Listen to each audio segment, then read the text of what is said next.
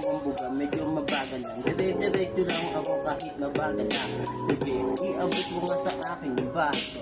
Sisindi muna ko ng hawak kong motor.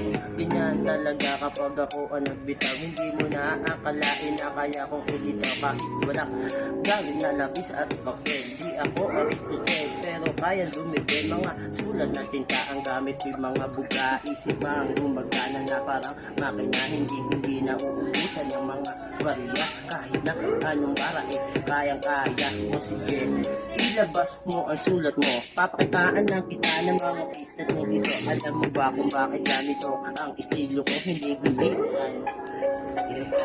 Ano bang sinasabi mo? Kung ba't ganyan? Mga banat mo ay hindi ubra. Hindi ubra sa aking mga banat. Dahil ang aking banat ay hindi ubra sa'yo. Okay, 5 minutes.